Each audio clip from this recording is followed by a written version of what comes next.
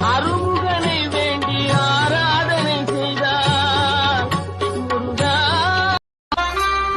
அழகெல்லாம் முருகனே, அருளெல்லாம் முருகனே, தெளிவெல்லாம் முருகனே, தெய்வமும் முருகனே. அழகெல்லாம் முருகனே, அருளெல்லாம் முருகனே, தெளிவெல்லாம் முருகனே, தெய்வமும் முருகனே. நினைக்கின்ற பொழுதெல்லாம் நிகரில்லா பக்தி ரசம் கொடுக்கின்ற சக்தி வேலும்.